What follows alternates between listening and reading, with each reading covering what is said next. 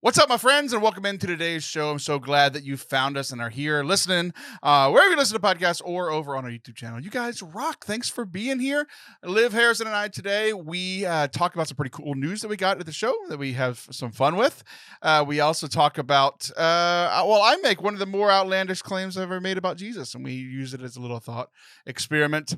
And then we also talk about regimented prayer, which, is often frowned upon, but it's better than nothing. So we hope that you enjoyed today's show. If you do, please hit that subscribe button wherever you are watching or listening today. You guys rock and enjoy.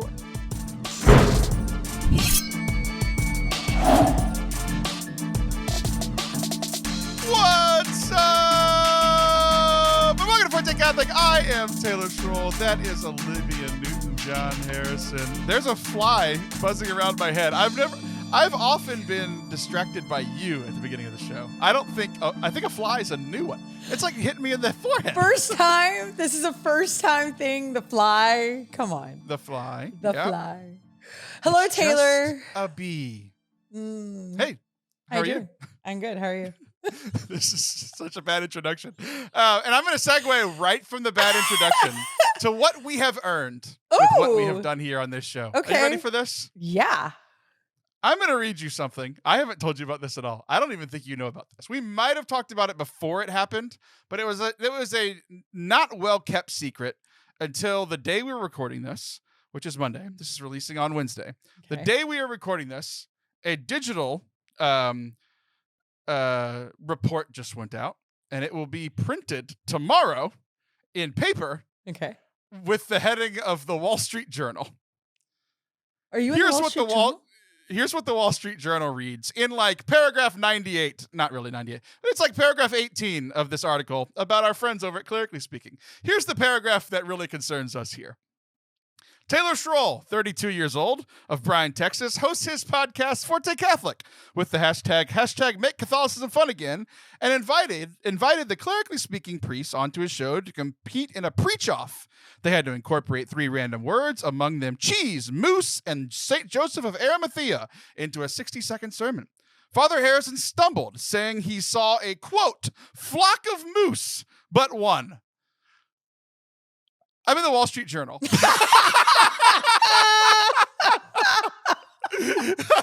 Your whole life begins today. Today. The rest has been a dress rehearsal. Today is the real deal. You're done. I don't even know why you're doing this show. Like, what are you even doing with your life? This is the victory lap. No, dude, this is when you go get a bus with your face on it and you tell everybody what you actually think of them and you say all sorts of stuff. You're like, peace out. That's what you do today. Don't worry, Liv. I haven't been holding back. I already know where I land. I know I'm not invited on the bus. I know that. I know I don't get a ride. Allison gets to drive the bus. I'm not even on the bus. No, that's amazing. Come on. Are you going to frame that? I would, I would. I would frame that. I would like make it squish down. I can't think of words. I would make it get small, minimize, and put it on a business card. That's what I would do. You got to think big, Taylor. Use this. Well, here's the thing is like now for like you're thinking business cards, but I'm thinking of like Taylor Schroll as quoted in the Wall Street Journal. Like absolutely. I can walk around saying that all the time now. 100%. Oh, that was just the beginning. I've got many, many ideas of what I would do if I was in the Wall Street Journal. I'd buy a house in Manhattan. There's so many things. Well, there was no money involved. That sucks. Not thinking big enough, Taylor. This is a big deal. I will get into how this all happened. Congratulations, by the way. First, the key takeaways from this. One, I'm buried enough in the article that most people won't read it. I mean, we all read 60 seconds of articles. I'm definitely past 60 seconds.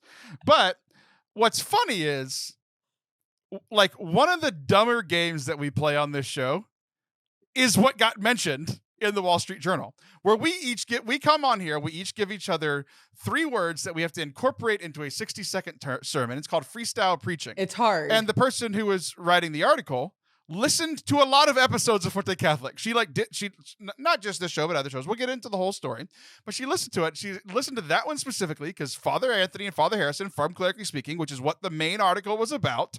But my favorite thing is I'm a little disappointed, but I'm also very thrilled. I am thrilled that in my 2 paragraphs in the Wall Street Journal, It's one about me and Forte Catholic, which is phenomenal.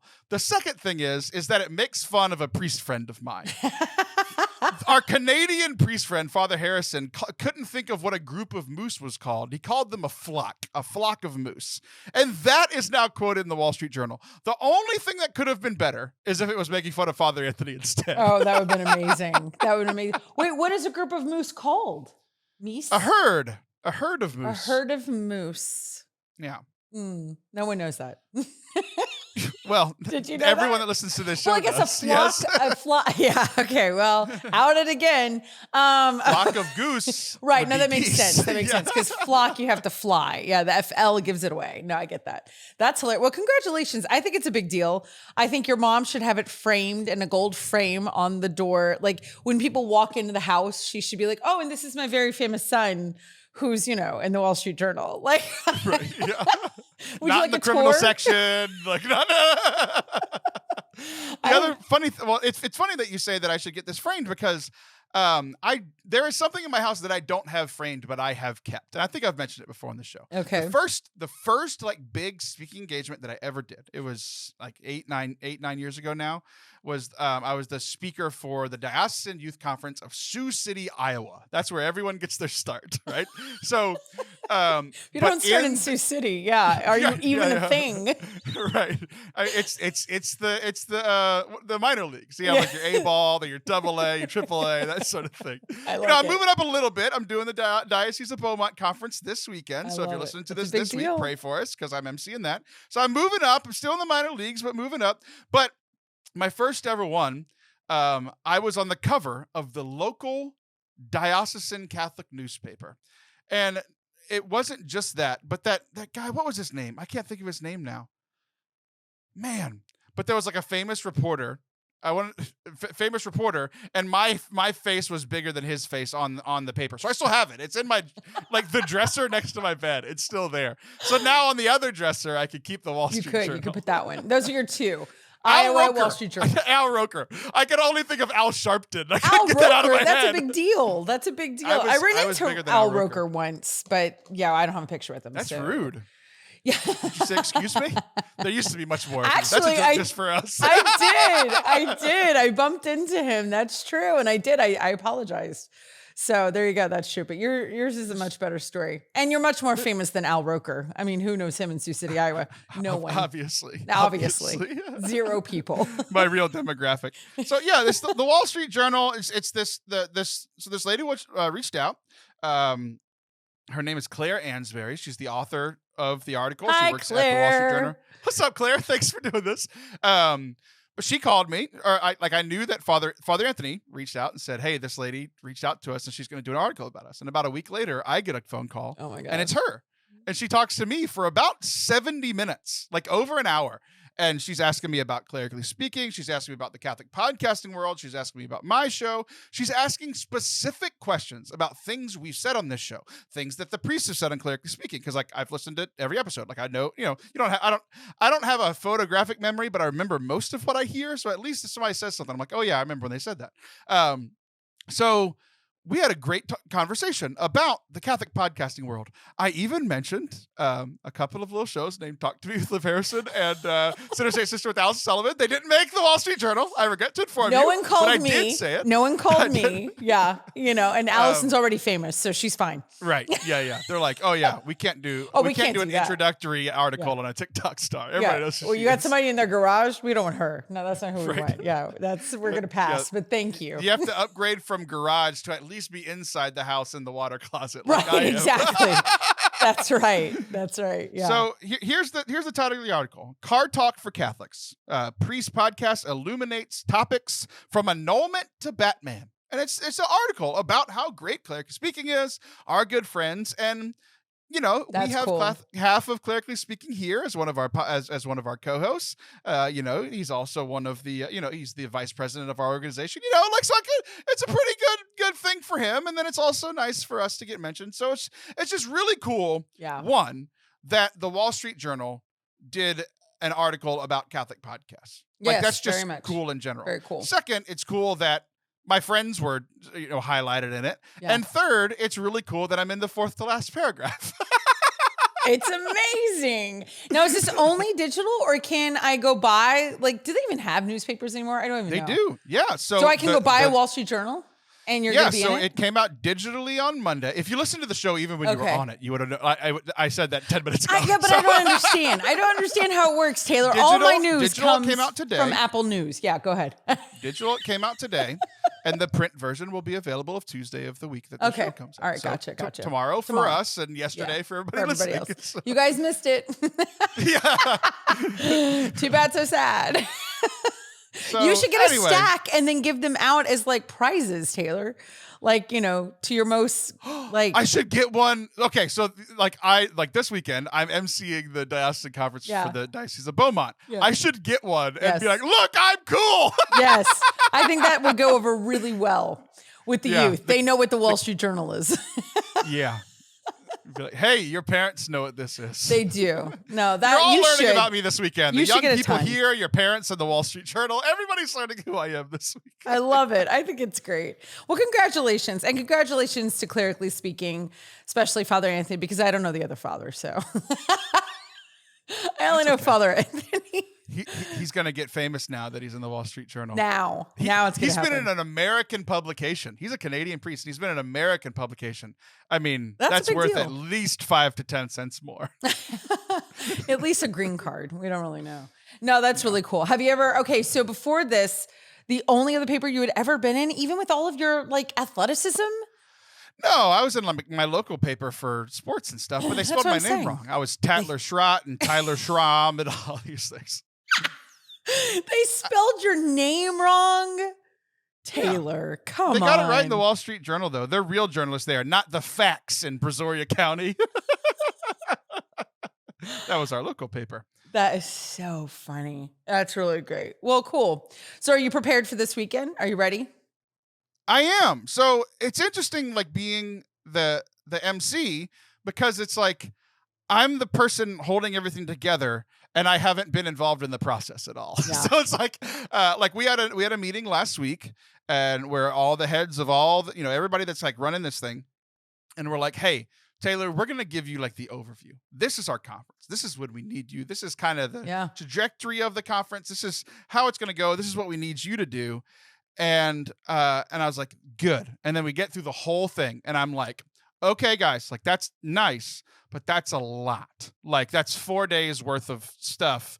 And they were like, yeah, we're just going to give you cue cards whenever you go up. And I'm like, perfect. Because I will take bullet points and I will embellish them. You know how I know how to do that? It's because that's all I do for the show. Exactly. And we're almost 300 episodes Exactly. And we were in the Wall Street Journal. So it worked on some level. It worked on some, but we've peaked. This is it. We're done. Is this our last episode? No, we're coming up on 300. I'm very, very excited. Haru, haru, haru. That's a joke for the men out there. Are we gonna get together and watch 300, all of us? That would be great. I know, it's great. It's a great film. This is Forte Catholic. Raw. So there's a lot going on in my life. Liv. Yeah, let's hear it. This is after the last couple of months of not much going on in my life because summer slows down. And now all of a sudden this week, I have all this stuff to lead the show with. So I've got the Wall Street Journal calling. I've got a conference this weekend. So how's your week stacking up in comparison to mine? Good. I just got home from a 10-day work trip, and I leave on Sunday for Aruba. But before that, I'm the keynote speaker. You just have to win, don't you? I throw a softball for me to win, and you just knock it out of the park. There goes my ERA. It's not work related, except I am speaking on Saturday. I'm doing the Houston Women's Catholic conference. I saw that. We are competing in Houston at different speaking events. How many people is yours going to have on? 2 talks. I have the Cardinal. What did you say? Huh? You're QAnoning? What did you say? I said I'm keynoting 2 talks. Keynoting. I heard QAnoning. And I'm not emceeing. And the Cardinal's going to be there. But this is for the whole Diocese of Houston, Galveston, and it's women. So, I mean, yay, it's women. So you guys come out if you're in the Houston area and you're a lady. But Friday night, I'm going to Taylorstown, and he's not going to be there. I'm going to go see our good friend Allison Sullivan and her play, Still Magnolias, which is from my hometown. I know the guy that wrote it. Yeah, I know. We did a whole segment last week about Steel Magnolias and you and Allison, and you wouldn't know that if you cared about either of us. But apparently you only care about her because you'll drive to see her, but you won't listen to my podcast from your bedroom. So a couple of things, too, about your conference. Yeah. One, I thought I was making fun of you. I thought I was going to clearly win this week, and you're like, no, I did 4 conferences, and I'm going to Aruba for fun. So that pisses me off that I have my best week professionally in months, and you're just like, yeah, I beat it in 2 days. So Stop. Screw you. You are winning professionally. You are so crushing me. The other thing is, you also had to one-up, like, not only did you one-up me on that, you one-up me on your bishop. You're like, oh, the cardinal will be with me. And here I am, just stuck with a regular bishop from Beaumont. You even had to upgrade your bishop, and it's making me angry. No, you are killing this. You really are. You are absolutely, you are owning me. I've got nothing going on professionally. This is it. This is it. This is my swan song. Actually, I'm leaving media. So it's been really great. I've enjoyed my time. I got nothing. Like every other job I own or have owned is gone, is over. You know this. I think you know this. My morning show's over. My late night show's over. I don't know when you're releasing my podcast. So I'm excited. I'm here today. I'm going to send you a check for letting me come. Well, I already do that. So this is it, Taylor. I got nothing. You win. You always win. So there, you should feel better inside. Yeah, I'll take my win and stay here and work while you're hanging out in Aruba for a month. Yeah, I win. What a winner I am. All the spoils. I married well, Taylor. I totally, listen, next time, marry a financial advisor. Now you know. Do they make lady ones of those? Yes, they do. Okay. They do. Yeah, he won this trip. Nathan won a couple of trips that were going on this summer. So there you go. He won everything. It makes me angry. Okay, so here's how we're going to wrap this up. I saw this meme the other day. And I feel like the Wall Street Journal validated both clerically speaking and this show and everything we're trying to do here. This I feel encapsulates what we're trying to do in the Catholic, like the good Catholic podcast world land, like where we live. So here's what it says. The 2 kinds of Pauline epistles are, number 1, we are heirs through unfathomable grace to unimaginable glory. Or the second kind, I am, as a personal favor, begging you sick little freaks to act normal for 5 minutes. And I feel like that's what our show does. Every now and then, we're being so silly. We're just like, can y'all just be normal for a second? 2 and then, seconds. boom, try to hit you with a faith point, and then we get out of the segment and go do a commercial, which is what we're going to do now, because Liv's face just froze again. Don't go anywhere. We'll be right back. Today's sponsors are our friends over at Be a Heart Designs. They sent me this St. Joseph Saint doll. I'm so excited about this. Like, it's really for my kids, but I'm super excited about it. I'm jealous of his hair. If you're watching, you can see this. He has tremendous hair. He's got a little saw here. He's got an L in his pocket for, Satan is a loser. I'm just kidding. It's a little measuring thing for carpenters. And then I found this little treasure on the back of him. He has a little backpack, and inside of his backpack, there's this little card, and it says, St. Joseph, Father of Jesus. But here's the little reflection on the back. Imagine you are cutting wood with Joseph, the carpenter from Nazareth. Imagine him teaching you to hear God in the silence as your hand slides over the plank in front of you. For Joseph knows that God is in all things. So we are so excited for to be partnering with our friends over at Be a Heart Design. They have great dolls like this. They have stuff for kids. They have stuff for adults. They have stuff for your home. They have all kinds of Catholic lifestyle products. So head on over to beaheart.com, beaheart.com. Right now, they are doing their summer sale, which means that there's a little pop-up right when you go to their website. If you sign up for their newsletter, you will get 10% off your first purchase store-wide. So stock up right now from our friends over at Be a Heart Design. St. Joseph says to go to Be a Heart Design. That's what St. Joseph would sound like if he spoke English. Do it now, beaheart.com. Welcome back to Forte Catholic. I am Taylor Stroll, and that is Olivia Eugene Harrison. Olivia, I would like to connect two things. Okay. I would like to connect the fact that I was mentioned in the Wall Street Journal with the knowledge that I'm about to ask the next question that is going to come out of my lips. Okay. Here's the question. Okay. Jesus turned water into wine. Mm-hmm. Does that mean that he was implicit when people got drunk at that wine or at that wedding? What does implicit mean? That it was like partially his fault, right? He's to So if, blame? like, No, because I'll tell you why. Because we believe in free will, and alcohol itself is not evil or bad. And if you're of age, right? If the person drank too much alcohol, that's on them. I mean, Jesus gave us a lot of things and we mess that up constantly. You know what I mean? And it's not his fault. We do that. So that's my take. What is your take, Taylor? I just have questions. Have you ever been to a wedding? Yes. Have you ever been to a wedding where someone drank too much? Are we asking the company included on this podcast, or do we just mean anybody? I'm just asking questions. Yeah, no, I have. Yes, yes, actually, yes. Okay, my next question. Have you ever been to a wedding where someone didn't drink too much? Yes, and they should have. Yes. No, I'm kidding. I think those are a little bit more rare. I think that I would imagine that at just about every wedding, there's someone who either drinks too much at big occasions or possibly someone there who's an alcoholic. So my next question, I get what you're saying. Yeah, we all have free will and all these sorts of things, right? And like my sins are on me. Sure. But your sins are on you. But let's say that you're a person that's in AA and I know that and I consistently offer you alcohol. Am I not implicit somehow in your fallings if you then imbibe? That's jerky. I have a lot of words of what that is, but no, because here's the thing. Even though I'm not an AA, I'm not going to get into my story, Taylor, so calm down.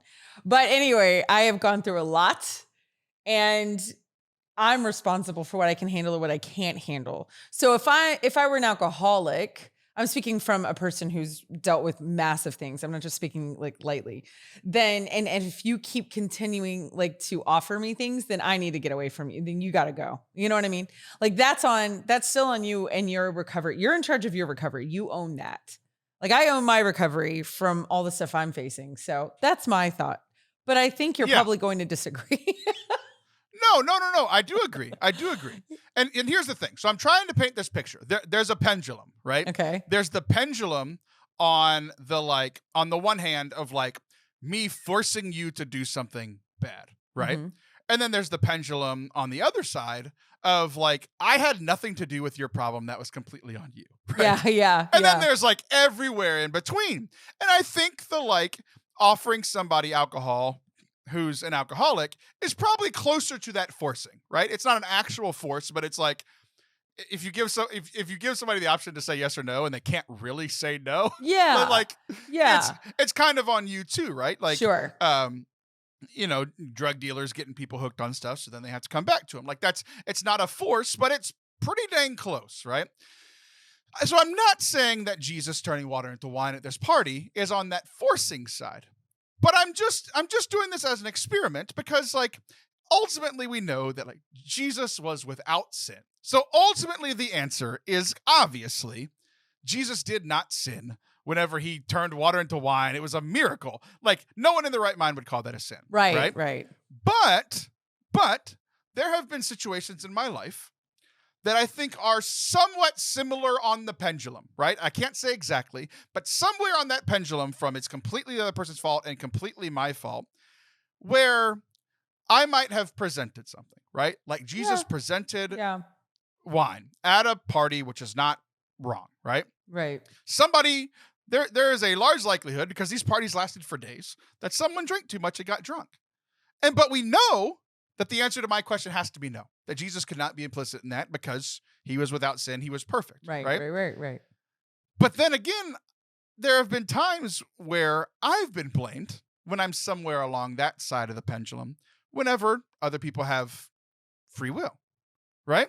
So I've been thinking about this, kind of sitting with it, and like actually sitting with the question for a second, like, did Jesus make a mistake? Or I mean, I guess the other option was everybody at this party was completely holy and nobody made any mistakes. That's just not how things have happened in my no, that's not a experience at thing. weddings. That's not a thing. So that's been my thought experiment. What do you think? What brought this up? I was drinking and reading the Bible. Is this the Catholic version of drunk history? Yeah, exactly. Drunk scripture. That would be hilarious. And not okay, guys. That's not okay. No, that's really interesting, actually. And this is what blows me away about you, Taylor. There's so many times you'll bring up things and I'm like, I want to make fun of you, or like, I want to be like, what are you talking about? And then on the other hand, I'm like, how in the world has no one else asked this question before? Because no one's been dumb enough to be like, hey, did Jesus sin by making water into wine? No, of course not. But I want to think about it. I want to at least explore it. Let's at least explore. No, I'm sure somebody on the planet has asked this question before. I bet you can find all sorts of drunk things. at a wedding. It's not my fault. It's that guy's fault. It's that guy, the guy in the toga. Yeah. No, I think that's really interesting. I mean, now I from everything I said before, I think where there could be an issue, which we don't talk about this in the story, right? In the gospel. But what about children? Like, what about underage kids? You know what I mean? Like, how many did you see? Like, for instance, you're making me think of that cute little thing that's running around Facebook, Instagram, like of the video of the little girl at her first communion, and she just keeps drinking the wine. Did you see that one? No, I haven't. You haven't seen that? It's like, I mean, it's like a good 2 minutes. Like they're like, oh, okay. They're like trying to get it. She's having her first experience of ecstasy in the presence of the Lord. She gone. Okay, so we don't talk about that. Like, I don't know the responsibility of, did Jesus walk around and say like, I'm sorry, can I see your wristband? Oh, okay, you're over 21. Like you can come into the wine line now. We do all those kind of things. I don't know. I mean, Taylor, you kind of scrambled my brains today. Like I have never thought about that. And you're really throwing me off. That's good because your brains are usually over easy. And you really are throwing me off because I named my daughter after all your this ideas miracle. have been poached. You're so stupid. My brain is deviled. All right, here's my question to you. Have you asked other people about this? Or am I the first to get my... No, you're the first. But here's where this... What? I can't remember which one came first, which thought, the chicken or the egg. But you're really into eggs right now. You're going to go eat like 4 eggs after this. Yeah, that little girl was in ecstasy. Okay, so I'm done. Okay, so here's where this was coming from. All right, tell me. I was thinking about, I can't remember if that thought about, did Jesus sin? Not sin, but did he lead other people into sin or whatever, right? At the wedding. But then I was also, you brought up trauma, and like that's where this kind of came from. I was working through a trauma that I had with a priest, and I was praying through it with a friend of mine. She's like trained in how to like pray through some traumatic experiences, and I did this. We prayed together for like 20, 30 minutes and went through a lot of the memories and prayed through them and all this stuff, right? People have heard of stuff like this. It's similar to all that, right? So I was praying through it and thinking about who's to blame, right? Because like I was really hurt by this priest. And I was thinking about how most of the blame is on him, right? Okay. But I think that as things went, my reactions to him led me to do bad things that it's not perfectly explainable, at least not in my brain, but it's like at some point my reactions to him are his fault. Like almost immediately, right? I would say if you do something to me and I immediately react poorly, if you do something terrible to me and I react poorly, that's on you. You think so? But I think so, Okay. right? Okay. We even have like even in the law, like we have self-defense stuff. Like if you come to me and try to kill me and I kill you, I am in no wrong at all, because it was like spur of the moment. I was defending myself. It was a reaction type of thing. Like the law even talks about that, right? But eventually, the further we get away from those situations, me acting poorly is on me, right? So it's like this priest did one thing, multiple negative things towards me, right? And I started reacting negatively to him. I started reacting negatively to people around the situation. I started reacting negatively towards the church that he represented. I started reacting negatively towards God, whose church it was that he was representing, right?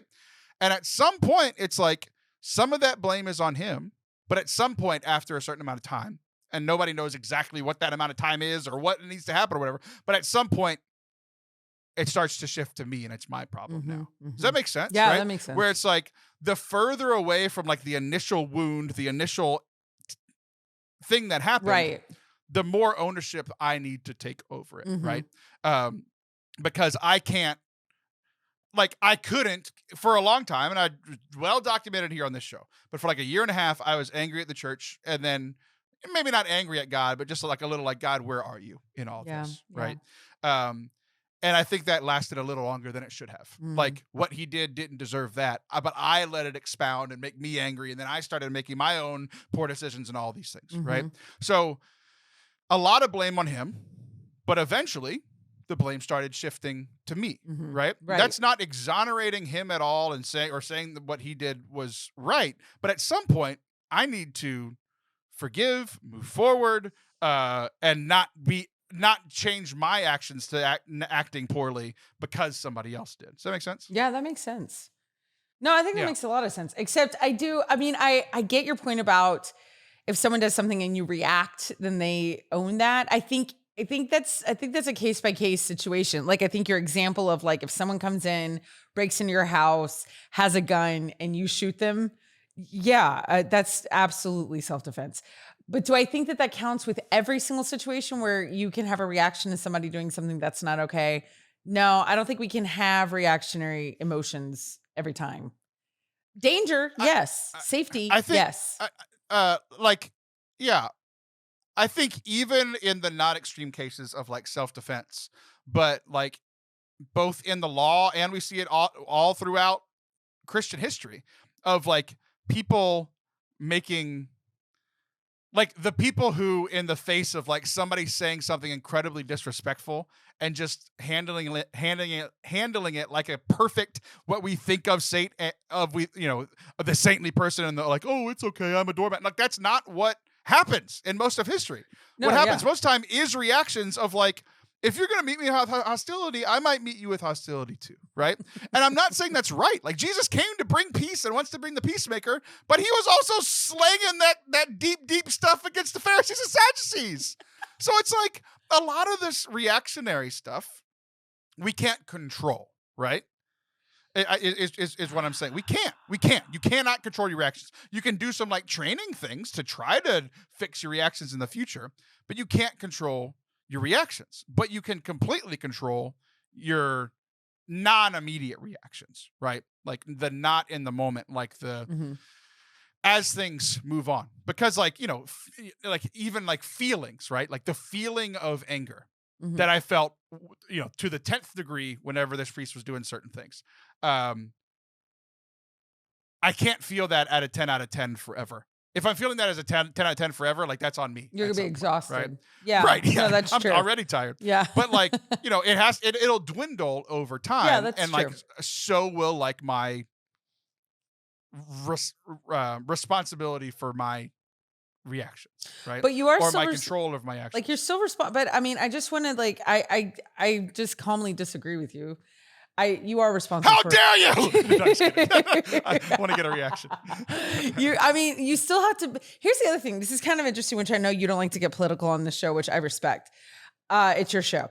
But you're going to do it anyway? No. That's going to piss me off for Just real. take a second. Just calm down. Just know that I'm not trying to get political on you. But for instance, one of the things that we hear a lot about is, freedom of speech, right? Freedom of speech. And we should be allowed freedom of speech. But people don't really like freedom of speech because they don't like what people say. They want to regulate what you say and how you say it and who you say it to and all that kind of stuff. Here's the thing that a lot of people argue. Okay, listen, we are allowed freedom of speech, but people are going to have their reactions to it, So if I on this show say all Catholics are dumb, they're really dumb, and they should all burn in hell, I'm allowed to say that. I don't believe that, obviously. No, but say most. But no, if that makes you angry and you ask me not to be on your show anymore, I got to take responsibility for, I made the choice. I just want to say that about the reactions is you can react to somebody. You can have a reaction, but they also can then respond, you know what I mean? Even if they started it, that sounds like fifth grade, he started it, and it's, maybe that's what's coming up for me is all my teaching stuff. I'm having PTSD. Okay, let me get to the point of this. We took a huge diversion. Let me get to the point I was trying to make. I don't know why we're arguing about this. Because we agreed and then all of a sudden you decided to disagree. So let's get back to the actual point. The actual point is how I was reacting, what this priest did, multiple sins, multiple things wrong that this priest did. I'm really sorry. And my responses were not healthy. Mm-hmm. But I realized after a certain amount of time that it had been long enough that it was no longer on him. It was now my responsibility for how I moved forward. Right. I think that's really mature. I couldn't control how I reacted. Mm-hmm. And I realized that I should have changed my reaction at some point a little bit faster than I did. But this is part of the human experience and part of life and part of growing up. Right. But I looked back on the situation through this time of prayer and was like, look, I have been so angry at this person that I've let it affect. Now things have gotten better. Like I've said before, our new priest in our parish has done wonders for the healing through this situation because he's just replacing something that was bad with something good. And that's been incredibly healing, right? That was the big instigator for me to heal, not Taylor being, oh, I should be a better person. It was him, right? But part of my response after all of this is happening was being able to look back and somebody calling it out in me and seeing you're still angry about this. And it's holding you back from other things. So let's pray through it. And essentially what I realized was, yeah, it's been years and I'm still reacting to the church or reacting to God with a twinge of this anger that I feel towards this priest. And so it was time for me to take responsibility, even though it was 100% his fault at the beginning, mm-hmm. right? Right? But it was time for me to take responsibility for how I'm going to continue to live my life because I didn't do it super healthily in I would say I probably did it fine in my initial reaction. Yeah. I don't regret how I reacted at all. But then another year of it lingering after that first year, that's on me, right? I need to take ownership of that and move forward. And essentially, so in this time of prayer, it's this whole idea that a lot of people have probably heard before, but it's where was Jesus in that situation, right? And this whole time, when you think of priest, I know when I think of priest, one of the first things I think is in persona Christi, in the person of Christ. Mm-hmm. So this whole time, every time I would think about it, every time I would pray about it, every time I would get angry about it, I would be like, where is Jesus? Well, he's not where he's supposed to be. That's where I was getting angry. Mm-hmm. I was like, he's supposed to be in persona Christi. He's supposed to be in that priest. Now, you can argue, I know they're only in persona Christi during the mass or whatever. I get it, right? But he's still a representative of Christ. It's he's supposed to be there and he's not. And that affected me spiritually for a long time. God is supposed to be there. He's supposed to be there with me, for this community, and he's not. And it saddened me and it made me angry. And then during this time of prayer, 2 years, 3 years after this happened, this person just kept asking me, keep looking at it. Where is Jesus in this situation? And I was finally Taylor, you're an idiot. He's in me. He was in the other people affected by it. He's in the other people that are being negatively affected by what this priest was doing. It's he wasn't not there. He wasn't there, that priest. I can guarantee you that. But he was there, just not where I was looking. I was so focused on the person that I was angry at that I wasn't able to see that Jesus Christ dwells in me because of my baptism. He also dwells in the other people in the room that I wanted to protect and care about and love. And it was this huge breakthrough of like, man, I'm an idiot and I missed the whole point. And I let somebody else control me for far too long. Yeah, I was going to say that's the worst part about it all. He still has all the power, and that just fuels and aggravates you, I'm sure, even more, because here's someone who did something that is not okay, and then they continue to win. And that is that's the hardest part of all of it, to be very honest. I think, in my opinion, when people have wronged us in such a horrible, harmful way, which I know you and I have talked about in length, that's the worst part, is that when they continue to win because you can't move on. Here's the other thing. They're fine. They're fine. They're good. They're okay. They don't care. So I'm really glad, as someone who loves you and cares about you and, just does not want that for you, I'm so glad you're free. Do you feel free? Do you feel a freedom, a lightness? I've gained 20 pounds, but I feel 20 pounds lighter in my soul. Amen. Amen. Okay, that's our segment for right now. Don't go anywhere. We'll be right back. We're talking about prayer because we've got rid of the crap and now we want to fill it up with good things. Don't go anywhere. Our YouTube channel has been popping off recently. We want to thank you guys for watching it. Not only do you get full-length episodes of this show so you can see us and not only hear us, but we have been releasing a lot of new videos in our A Catholic Perspective series. This is where either just me or me and some of my friends walk through some of the biggest hits in pop culture from movies to TV shows. So there are currently our Catholic reviews up right now of the hit multiversal show Everything Everywhere All at Once, Moon Knight on Disney Plus, Encanto, The Morning Show, Loki, Falcon and the Winter Soldier. And we've also got our top 10 Catholic podcasts that you should be listening to right now. That video has almost 10,000 views. So if you are not subscribed to our YouTube channel yet, please do. We can become a partner with YouTube when we hit 1,000 subscribers and the right amount of watch time. And we are so close on both of those things. And you can help us out today for free by subscribing at youtube.com/Forte Catholic. Just hit the little subscribe button. And that little number going up is the thing that makes me happier than anything in the world. So subscribe today if you haven't already, and thanks in advance. Hope you enjoy it. Welcome back to Forte Catholic. I am Taylor Schroll. That is Olivia Harris. So we talked a little bit about, praying last time, and it was kind of like I haven't that type of prayer, like the healing type of prayer, going back through memories prayer. I've only done a few times, and it's usually for specific reasons. But I've mentioned a ton of times before. Alice and I talked about it last week. This foundations course that I'm leading. I'm actually need to leave in a few minutes to go lead it here on Monday night. But one of the things that we've been doing is it's a lot of intellectual formation, right? Learning the teachings of the church. But one of the things that we're doing every time is we're teaching and praying together new types of prayer, different types of prayer, right? So where we started was just what are the things that that I do on a daily basis? Do you have prayers that you say every single day? Yes. Yes. You might miss a day here and there. Yes. But you have daily prayers. Yes. What are they? Yes. What's your little plan of action there? My little plan of action. My go-to is to start the day before anything happens, before I check my phone, before I get up to go to the bathroom, anything. And I say, I say something from the heart. That's how I start the day. Something just straight from my heart. Usually I'm in a novena. It's kind of my favorite thing. I don't know if it's an attention span thing, but I can do 9 days. You know what I mean? I can do 9 days. And I kind of like that. I'm starting a new novena today. Can't pray for 18 days in a row, but I can pray for 9 days in a row twice. I can do that. It's so dumb. It's so dumb.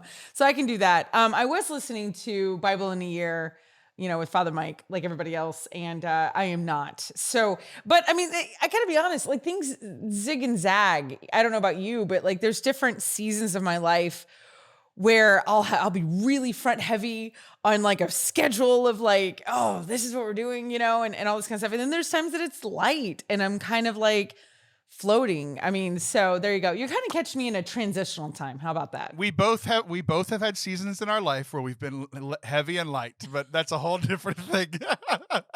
Always got to make a fat joke. There we go, everybody. No, it was a spirituality joke. I would never comment on your weight. So Liar. here's what I do.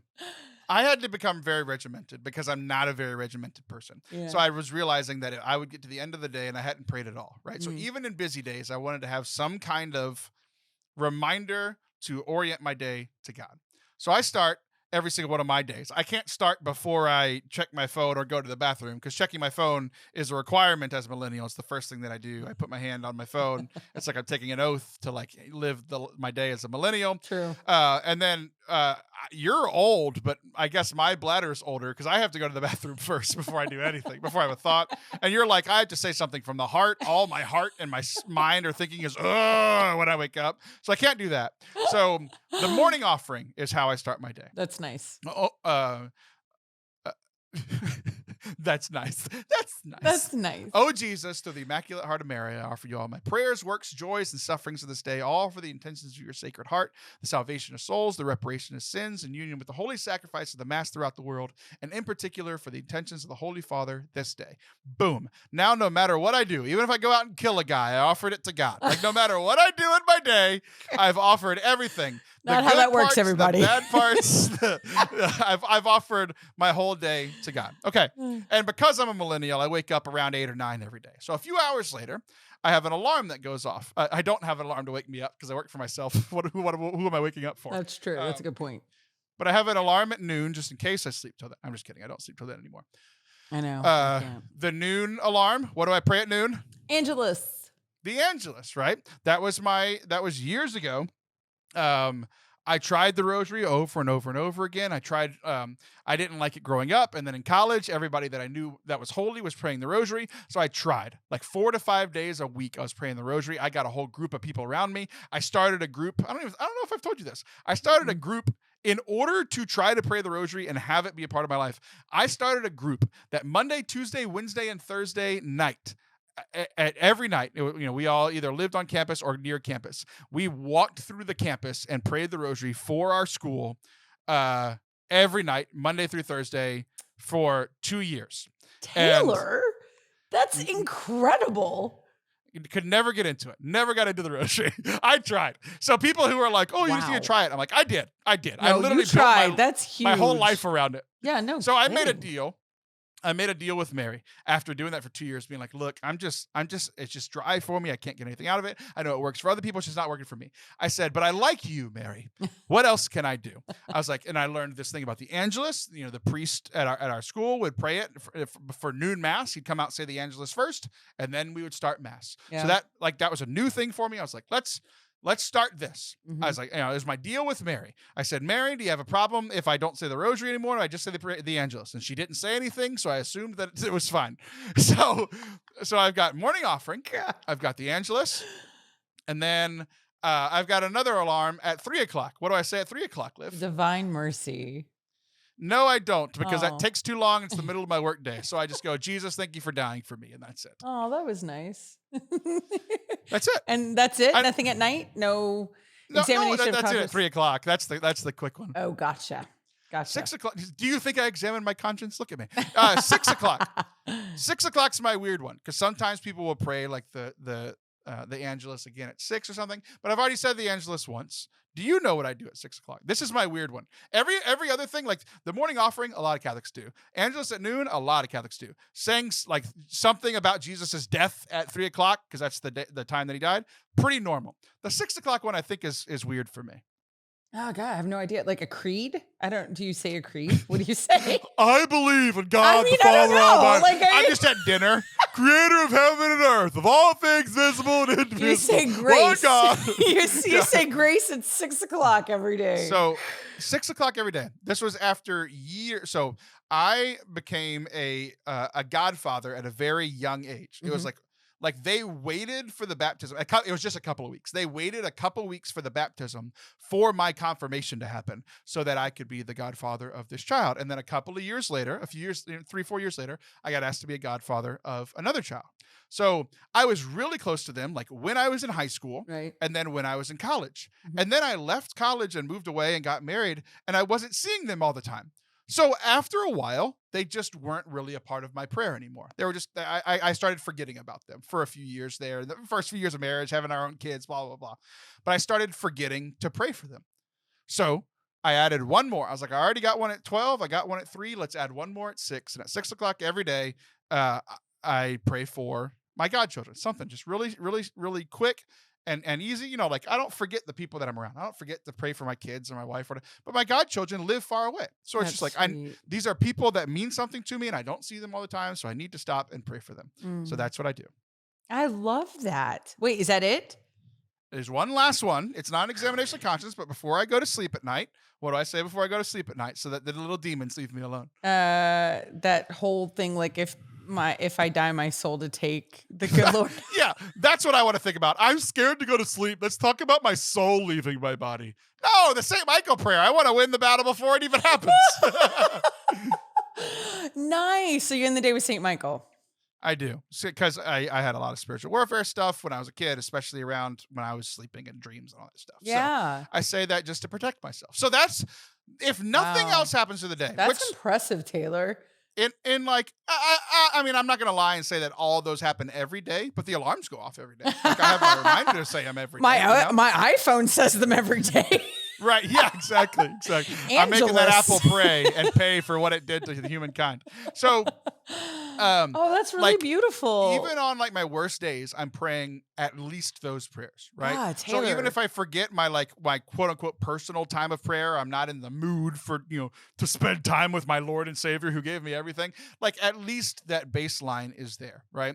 And so I'm trying to share this with these people at foundations, because a lot of them have very good faith lives, but a lot of them might be in a situation that like I'm in, like need a little bit of the regiment. So I've been introducing those things. So, you have like, you shared about your morning. Do you have any other kind of regiment, or is it just kind of like a free flow? I have. No, in the past I have. Right now I don't. But in the past, yeah, I had it was very similar to you. I had, I would set my phone to certain times of the day, like my children, their birthdays. I would have that set for for instance, my birthday is. You have it at weird times. I know you have it. I do. Times. Like October 1st is my birthday. 3:12. Yeah. So 10:01, I would have. I knew that about you. I knew that about you without you even ever telling me. It's true. I was like, if I didn't know that you had set alarms, because I wasn't sure that was in your personality. Thing, but I knew that if you did, it would be something super weird. That's hilarious that you know that. That's so funny. Well, like my wedding anniversary, I just had my 22nd wedding anniversary. I didn't write about it on social media. I usually write a whole big thing. We just had 10. Another thing we lose. Yes, Did Taylor. I mention that I was in the Wall Street Journal I'm old, this week? Okay, Taylor? Jeez. But our anniversary is June 17th. So that's 6/17. So I would have an alarm for that. I would pray for my marriage. Well, we had some technical difficulties through today's show, so we lost Liv. Her internet just will not work. We've been fighting through it through the whole show, but that's just about all we were going to talk about anyway. So I guess the main thing from here is to just take something from this, right? Whether it's the regiment or one of the prayers, or add something into your day just to help with like the baseline of your prayer, your connection with God. Not to make it rote, but just to make sure that there's always something there, just safeguarding what's most important, which is our relationship with God. So as Liv and I said, we'll be at different conferences this weekend, so pray for us. Also, her podcast is coming back soon. Talk to Me with Liv Harrison. The whole first season is already out on podcasts, wherever you listen to podcasts. Go hit subscribe and listen today. We hope that you guys enjoyed today's show. If you did, please hit subscribe, share it with a friend. You guys rock, and I'll be back soon. See ya!